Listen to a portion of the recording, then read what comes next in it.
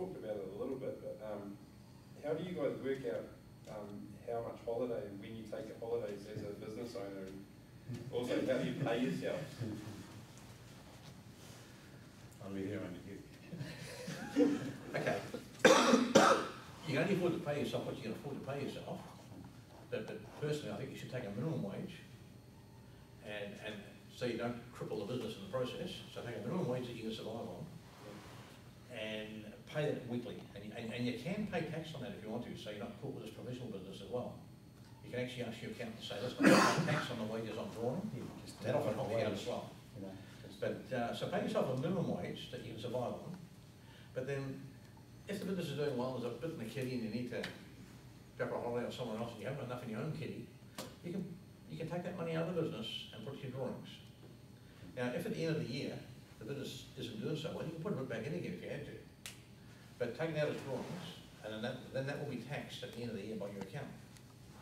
So have a minimum wage, but don't interfere with the credibility of the company. That's my advice. But and if you've got a wife involved as well, she has half your wages. Yeah. You have an equal amount each, and that way you're paying the minimum amount of tax. The lower tax rate. Yeah. That's right. What was the other question? Oh, was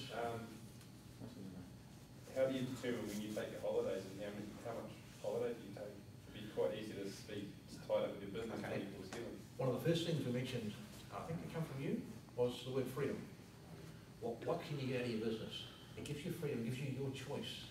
You don't have to go to somebody and say, listen, I need to take 3 weeks holiday. You can take it whenever you like. But the minute you take it, you're not getting paid.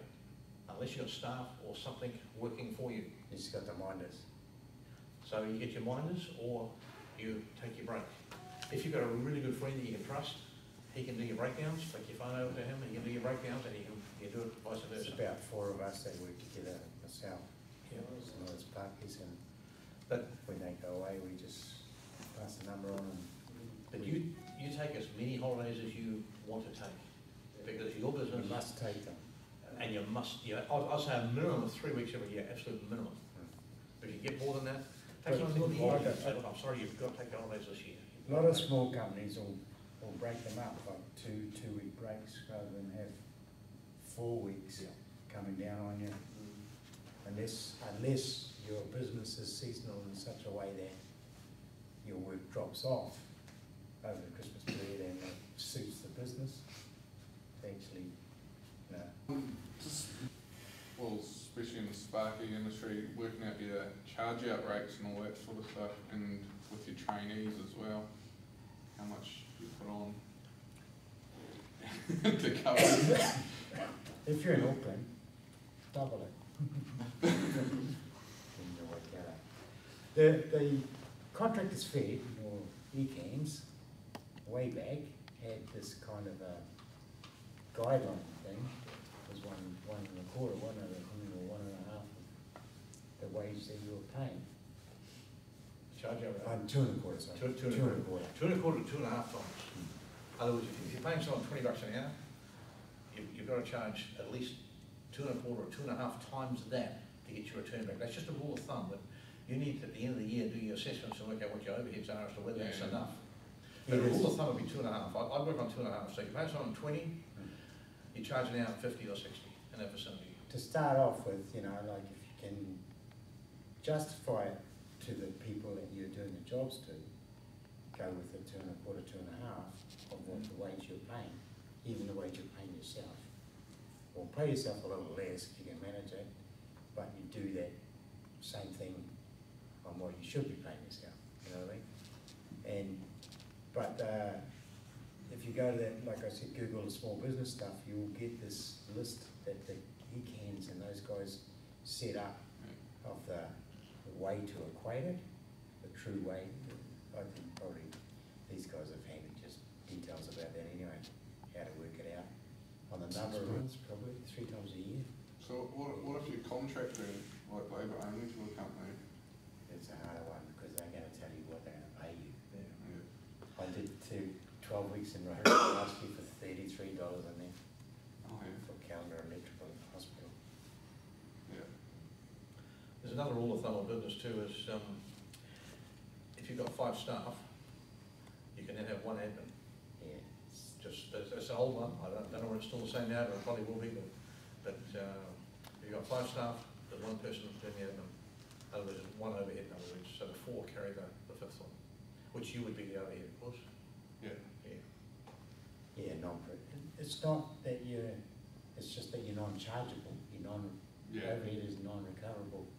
It's running around getting all that gear together for 10 jobs, but you costed into that job a margin in your material, so you are recoverable in the total picture. Yeah. Actually, just as an aside before I start this one, I have noticed in different ECANS meetings I've been to that the ageing electricians in Waikato are losing their hair. Is this something that I should be concerned with? Losing Their hair? No, it's because no, they grow up down here. yeah, it's falling down. That's what I told my grandson. And then he wipes his hair about 2 months later. He says, "Is mine falling down?" And I said, "No, you're right." Now the real question was, how can I pay less for minimum tax? Like, how can I reduce what tax I pay? There's a really good rule of thumb. If you're paying GST and you're paying tax, you're making money. Okay? If you're not paying tax and you're not paying GST, you're not making money. It's this way.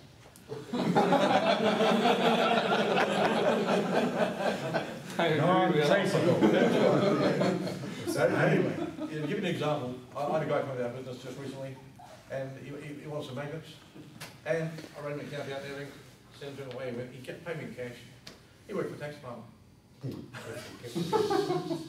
You know, None the worst. so you just can't afford to go to be a little, be very, very careful.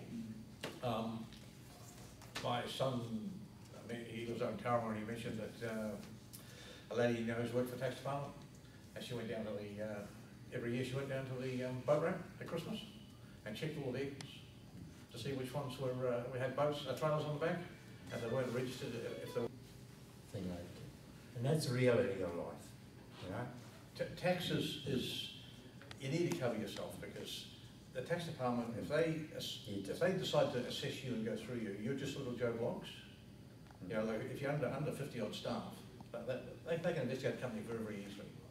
And they can assess the owners of that company. And they can go through their homes privately, and if they can't prove how they bought all that gear, they can charge them a tax on it. You know, it's just plain and simply that. We had one case where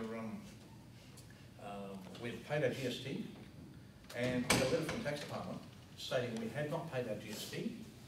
They multiplied the figure by about 4 times, so it was about $80,000 they billed us, because they claimed we hadn't paid our GST. And I went to wife and said, "Listen, have you paid it?" She said, "Yeah, I paid it." So she went through, she found the cheque and gave me the cheque number. I said, "Has it been drawn?" And she said, "Yeah, it's been drawn." I said, "Cool, thanks very much." So on it said, the only way you can entertain any discussion was in writing to the tax department. So I sat down, I wrote a letter. I took my time. I wrote a letter to them explaining everything that had happened and the fact that they had drawn on our cheque and it was paid by the due date, but it obviously credited to someone else's account. And I said to them, I billed for my time. Did they pay? Plus GST. Within 2 weeks, I got a call from the Minister of Revenue in Wellington, apologising profusely for what happened. Telling me he had nowhere he could actually pay my account that I sent him, and he agreed that I justly had sent him an account for goods, for work that they had asked me to do. But they are public servants, they're running a business, and we need to treat them as such. You know, you can't disrespect them, and they can't disrespect you. We had a tax investigation once. I said to my wife, "Look," I said, "if these guys so much as hint," to work out, margins is a tricky one.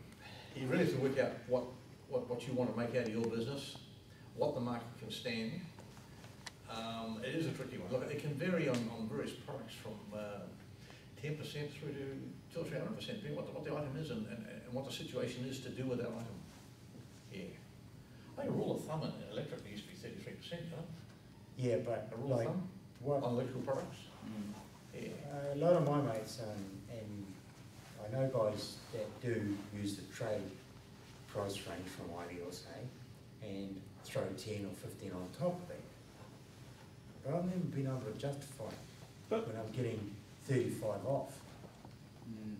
The trade price. That trade price though, anyone can go and get it. It's a retail price. It's not really a trade price as such. That's what they Not anybody should be, ideal and not meant to be No, selling they do it tend to be anybody. go into wholesalers and get that off.